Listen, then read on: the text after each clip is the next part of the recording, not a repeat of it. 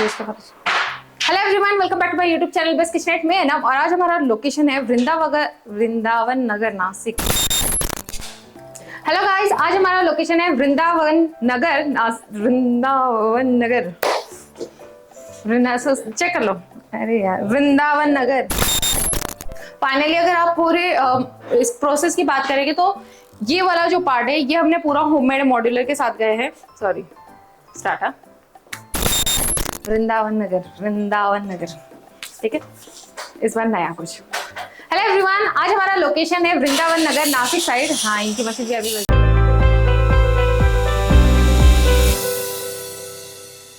Hello friends, आज हमारा location है वृंदावन नगर, नासिक साइड पर, जहां पर 2 BHK फ्लैट में आज हमने पूरा फुल 1 BHK फर्निश किया है। इससे पहले कि वीडियो स्टार्ट हो जाए, अगर आपने चैनल को सब्सक्राइब नहीं किया तो चैनल को सब्सक्राइब कर लीजिए और नोटिफिकेशन के बेल आइकन कॉल पर क्लिक कर लीजिए ताकि मेरी हर आने वाली वीडियो टाइम पर मिले। इस पूरे फर्नीचर में हमने क्या किया है कि उनका जस्ट कुछ सामान था जिसको हमने एक नए मॉडिफिकेशन में क्रिएट करके जस्ट असेंबलिंग कर दिया है। लाइक इनका एक था पुराना सोफा कम बेड और ये एक साइड पे था, तो ये फुल स्टोरेज वाला में है। तो बाहर से पूरा फुल कुशन है, अंदर की साइड पे स्टोरेज है। तो इसको जस्ट हमने इसका पूरा कुशन चेंज किया है। तो ये पुराने टाइप का था जो कि सोफा कम बेड था, जो ट्रॉली सेक्शन में था। इसके अंदर आपको स्टोरेज भी मिल जाता है कुछ इस तरह से। तो यहाँ से जस्ट हमने बजट के हिसाब से इसका जस्ट कुशन चेंज किया है और यहाँ पे आपको कुछ इस तरह का स्टोरेज सेक्शन मिल जाता है ये साइड से। अभी तो नए नए मॉडिफिकेशन के साथ बहुत से नए चीजें आई है। तो ये है पैरेलल शेप में। देन उसके बाद जैसे हमारा सामने वाला साइड है, यहाँ पे हमने बहुत सिंपल एंड बहुत डिसेंट में ट्यूनेट प्लान किया है। ट्यूनेट की साइज लगभग 6 बाय 7 फीट का है। यहाँ पे हमने उसे हैंगिंग पोजीशन में रखा है। ऊपर में जस्ट वुडन का शेप दे दिया और वहां पे जो मेन एग्जैक्ट हमारा किचन में इन आउट डोर है, तो यहाँ पे इसको हमने एक डोर फ्रेम क्रिएट कर दी वुडन में। जैसे कि मैंने बताया कि जब भी हमारी वॉल होती है, हमारे यहाँ से अप डाउन ज्यादा होता है, तो सपोज फ्यूचर में कभी भी कुछ ले जाते वक्त ना हमारे वॉल्स ब्रेक हो जाते हैं, तो वहां पे पुट्टी भरो, देन वो सारी प्रोसीजर से अच्छा है इस तरह की वुडन फ्रेम जब आप बना लेते हो, ये काफी रफ एंड टफ होती है, इजी थी, बहुत अच्छे से क्लीन कर पाते हो। तो इसके कॉम्बिनेशन के लिए हमने जिस ऊपर का टॉप को वुडन दिया है, उसके बाद पूरा व्हाइट एंड मार्बल का कॉम्बिनेशन दिया है। यहाँ पे हमने ग्रूव छोड़ दिया है जिसके अंदर हमने पेंट कर दिया था। देन उसके बाद नीचे हमने पूरे व्हाइट लूवर्स ले लिए हैं, पीवीसी के व्हाइट लूवर्स है जिसके अंदर हल्के हल्के गोल्डन स्ट्रिप्स है। तो कॉम्बिनेशन बहुत अच्छा जा रहा है। देन उसके बाद हमारा प्लान था कि हम टीवी का साइज पहले डिसाइड करेंगे ताकि हम पीछे एक छोटा सा पैनल दें, बट क्लाइंट के कंसल्ट के अकॉर्डिंग और उनकी नीड के अकॉर्डिंग को समझते हुए हमने पूरा फिक्स कर दिया है। बस अगर फ्यूचर में कोई मेंटेनेंस आएगा तो इजीली आप यहाँ से वायरिंग का यूज कर सकते हैं। और इस पीछे में हमने डबल प्लाई का कॉम्बिनेशन रखा है, अगर बड़ा कुछ मेंटेनेंस रहा तो आप इजीली इसको रिमूव करके सारी चीजों को एक्सेस कर पाओगे।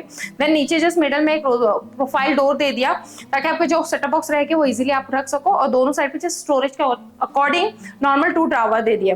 देन उसके बाद ये हमारा डायरेक्ट एंट्रेंस वाला पार्ट है, तो हमने यहाँ पे जस्ट राउंड शेप दे दिया, वो तो हर बार हम दे ही रहे हैं।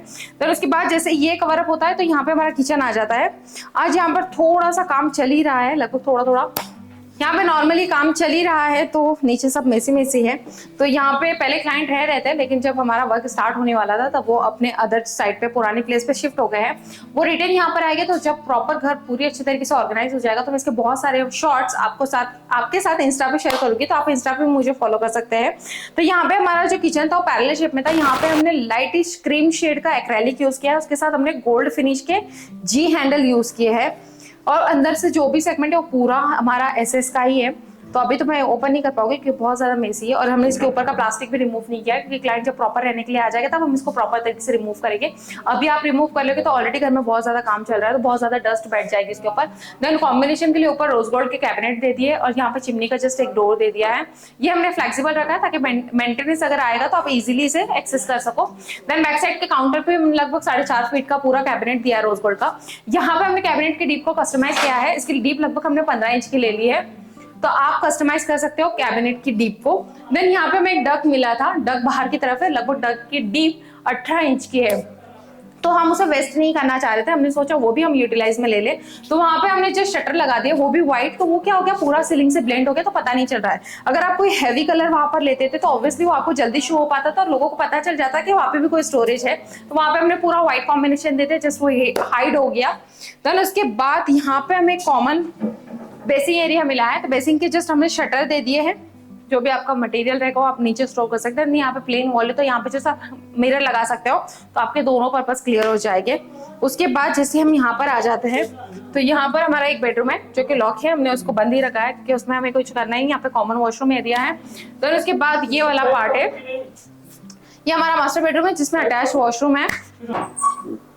बेडरूम में हमने जितना नेसेसरी था उतनी ही रिक्वायरमेंट क्लियर रखी है। पीछे हमें डक मिला था, डक की लगभग 4.5 इंच की डेप्थ थी, तो इसको जस्ट हमने कुछ पैनलिंग करके कवर अप कर दिया। पूरे हमने मॉड्यूलर इसमें लूअर्स लिए जो कि मशीन मेड में क्रिएट करके यहाँ पे जस्ट हमने इसको असेंबलिंग किया है।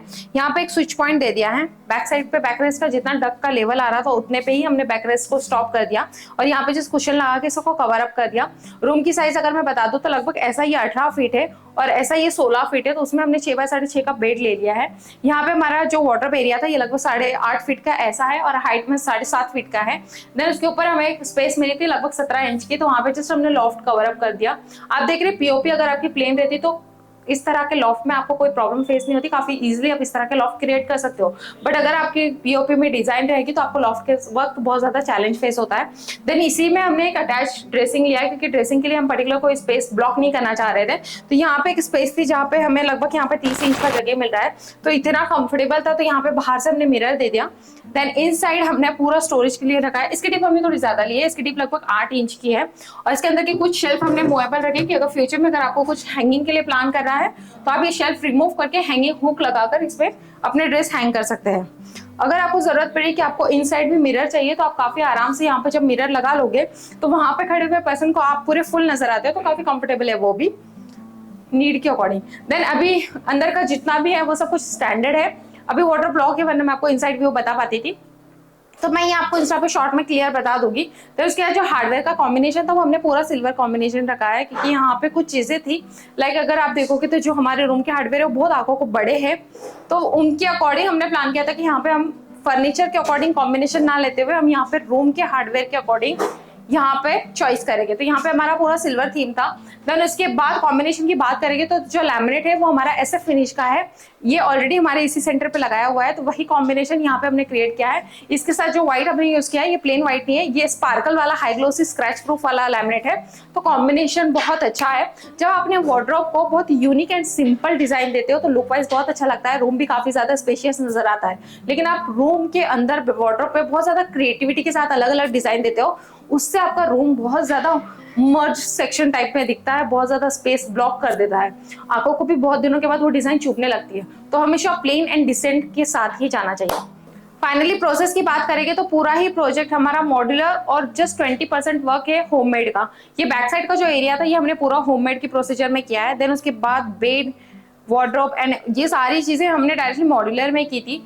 जब ये वाला प्रोसेस चल रहा था तब टीवी यूनिट का भी प्रोसेस चल रहा था, तो लगभग ये दोनों प्रोसेस में 5 डेज में हमारा काम कंप्लीट हो गया था। नेक्स्ट बार 2 डेज में हमारा ये पूरा कंप्लीट हो गया था बेडरूम एंड किचन, तो बहुत ज्यादा स्पीड में टीम लगी हुई थी। फाइनली अगर मैं कॉस्ट की बात बता दूं तो अगर आप 6 बाय 6.5 का बेड लेते हो और इस तरह का पूरा प्लान करते हो तो जिसमें मैंने बैकरेस्ट और मैट्रेस दोनों चीजें नहीं पकड़ी है, तो ये बेड आपका चला जाता लगभग 48 to 50 के अकॉर्डिंग, जितना कस्टमाइज करोगे उतना ज्यादा। देन इसके बाद अगर मैं वार्डरोब की बात करूंगी तो वार्डरोब आपका 95 के करीब चला जाता है, जितना आप साइज में लोगे उतना। ऊपर के लॉफ्ट की बात करोगे तो लगभग 18,000 का लॉफ्ट क्रिएट हो जाता है। इस तरह का बैक पैनल डिसाइड करोगे तो लगभग 18 से 19,000 का बैक पैनलिंग पूरा कवर अप हो जाता है। किचन की पूरी बात करेंगे तो किचन का पूरा ही बजट में बता दूं तो 1,40,000 में पूरा किचन क्रिएट हुआ है। टीवी यूनिट की बात करेंगे तो टीवी यूनिट हमारा 65,000 में पूरा कंप्लीट हुआ है। सबकी साइजेस, सबका टाइम ड्यूरेशन हमारा बहुत टारगेट था कि हम लोग एटलीस्ट 10 दिन के अंदर पूरा फर्नीचर क्लियर करेंगे। फाइनली हमारा टारगेट कंप्लीट हुआ है। अगर आपको भी बहुत ज्यादा जल्दी है और आप जल्दी से जल्दी अपना होममेड और मॉड्यूलर दोनों ही फर्नीचर क्लियर करना चाहते हैं तो आप नीचे दिए गए नंबर पे डिस्कस करके वो सारी चीजें क्लियर कर सकते हैं। उम्मीद करती है आज का वीडियो आप लोगों को पसंद आया होगा। चैनल को सब्सक्राइब कीजिए, वीडियो को लाइक कीजिए और जितना चाहे उतना शेयर कीजिए। मिलता है अगले नए एपिसोड के साथ, तब तक के लिए बाय बाय।